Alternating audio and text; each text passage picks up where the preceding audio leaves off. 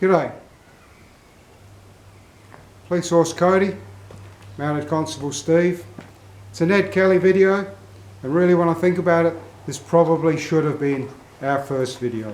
So when you go looking on the internet, you read books, you will see so many conflicting stories about Ned Kelly. You see people with Ned Kelly t-shirts, you see people with Ned Kelly tattoos, the whole "such is life," which he never said, is a motto that so many people have. Oh, Ned said "such is life" before they hung him. That never happened. So many things about Ned comes from pure fantasy that was made up at the time. So you might say, well, Steve, you're just telling Ned Kelly stories like other people. What makes you different? So what I want to say to you is you watch any of our, excuse me, you watch any of our Ned Kelly videos, and all that's in them are the facts that come from the 1881 Victorian Royal Commission into the conduct of the police regarding the Ned Kelly affair and the breakout. Ned Kelly got away with a lot. The media didn't really pursue it. The police were riddled with ambition and egos and jealousies in the top echelon. It made it very difficult to have an organised, cohesive police force. Ned got away with all the things that he did. Then the Stringy Bark massacre of 3 police officers. And then we get Glenrowan, where they're wearing armour and they have another shootout with police and they were going to derail the train. So what happens is there is a royal commission into the behaviour of the Victorian police in the whole Kelly affair. The Royal Commission interviews 60 eyewitnesses. Now the thing about a Royal Commission is, don't turn up there with a story that your grandmother told your uncle a story and this is... You can't tell that. There is no hearsay in a Royal Commission. You have to be an eyewitness and you tell what you see for yourself or you hear for yourself and nothing else. It's all taken under oath. You've got a judge up on the bench. You've got very senior legal counsel. And in those days, the penalties were so tough that no one would tell fibs at a Royal Commission because of the fear of the consequences of telling fibs. So therefore, what the stories that I tell about Ned Kelly are things that all come from that 1881 Royal Commission. So because I'm just going to touch on a couple of things here that are outright fallacy that are now believed. There's so many. There's the behaviour of Constable Fitzpatrick. There's where one of our most famous artists, Sidney Nolan, paints a famous photo that's totally wrong. There's the manifesto of the Republic of Northeastern Victoria. So this is a massive document that outlines how a huge number of the population of Victoria are going to rise up in revolution and they're going to set up a new autonomous entity in northeastern Victoria, break away from the Crown. And the story goes that Ned, wounded at Glenrowan, staggers to his horse, climbs on his horse, rides to where his army's waiting, addresses them and tells them, now's not the time, chaps. I'm going to go back and say, and he rides back to the inn, and the army disperses waiting for a better time. So that story's out there, and people would like to talk about that, but the reality is, if you go back to history, and you look at the year 1960, and from 1960 go backwards, nowhere prior to 1960 can you find any reference whatsoever to the manifesto of revolution for the northeast of Victoria. And the historian that created this in the 60s put up this story. A journalist then got on the bandwagon and said, yes, I went to England, to the National Archive, and I saw this document. It definitely exists. This is a true story. It's been covered up by the Victorian government. Well, never let the truth stand in the way of a good story, because the Australian Museum, the Australian government, the Australian National Archive and the English National Archive, they all deny this document has ever existed, and as I say, no reference to it pre-1960. So there's a debunking there, and I'll just say again, anything on my videos comes from the Royal Commission of 1881.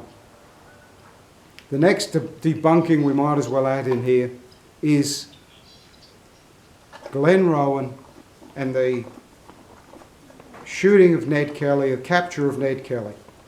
So there's a Constable Phillips, and Constable Phillips in the darkness is crawling around Ann Jones Inn, and he hears two voices. I'm sorry about the flies, they are driving me potty. He hears two voices, and one voice says, "Is that you, Joe?" And the other voice says, "Yes, is that you, Ned?" And then Ned says, "Yes, I need you to reload my weapons. I'm wounded and I can't reload my weapons." And Joe says, "Well, I'm shot in the leg and I'm done for too." So then Ned says, "It's all your fault. This blasted armour, I told you it would bring us to grief." And then Joe replies and says, "Hey, we're not done yet. We still could win this." Now the point of that story is that Constable Phillips went to the Royal Commission. At the time he reported that conversation, he reported it in a written report at the time that he heard this conversation, and Ned bagged Joe for making him wear the armour, and he said, "I told you it would bring us to grief." At the Royal Commission, Phillips repeats that word for word. When the Royal Commission's over and the newspapers are printing the testimony from the Royal Commission, the newspapers print it word for word that Ned said this will bring us to grief. Of course, that doesn't sit well with the people that doesn't sit well with the Ned fans, and they say it was all Ned's idea and Ned was some sort of military genius coming up with the idea of armour. Not only wasn't it Ned didn't even want to do it, and Ned fell foul of it at Glenrowan, because when he was wounded and when he got to his horse, he actually couldn't get on it because of the weight of his armour and the fact that somebody else had to put your armour on and off for you. So, the last thing I'm going to leave you with, referring to the Royal Commission and only making comments that come from the Royal Commission, is that when Ned was captured and he was in his cold, small stone cell, and he probably knew he was going to die because too many deaths, too much against him. He knew he was going to be found guilty. But a lawyer came and saw him, and the lawyer was a prominent lawyer with political ambitions, and he came and saw Ned. Now, when he interviewed Ned had virtually no schooling. Ned could hardly read and write. When we get to the Jerilderie letter and 56 pages of handwritten eloquence by Ned, we'll talk about that then. But this is what the lawyer said that Ned Kelly shot in the hand, twice in the arm, twice in the foot. This is what he said in his cell that Ned said to him, an uneducated man that could hardly read and write. So the lawyer said, "You have said you were harshly and unjustly treated by the police, and you were hounded down by them. Can you explain what you mean?" And an uneducated, illiterate, wounded Ned is alleged to have said, "Yes, I do not pretend that I have led a blameless life, or that one fault justifies another, but the public, in judging a case like mine, should remember that the darkest life might have a bright side, and that after the worst has been said against a man, he may, if only he's heard, tell a story in his own rough way that will perhaps lead them to intimate the harshness of their thoughts against him, and find as many excuses for him as he would plead for himself. For my own part, I do not care one straw about my life now for the result of the trial.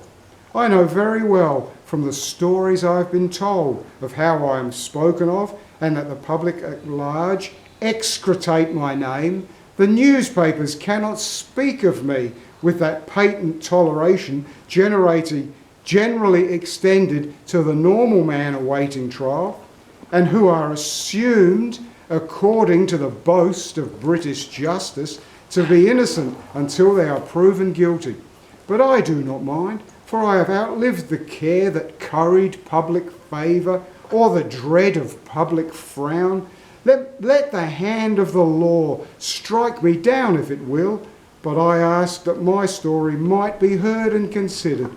Not that I wish to avert any decree the law may necessarily vindicate justice or win a word of pity from anyone.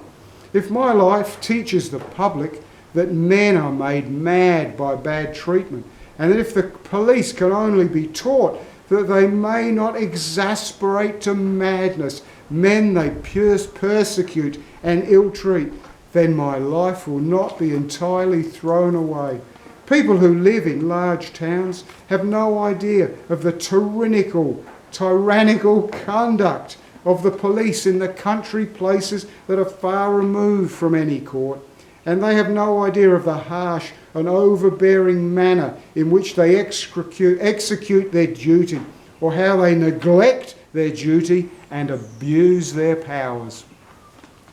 That's what the lawyer said, and illiterate, wounded Ned Kelly said in reply to that simple question. And of course that got put in the paper, and so now people will latch onto that and say, poor Ned. Do you really think he said any of that? Anyway, long video. You might not have lasted this far. Cheers, till next time.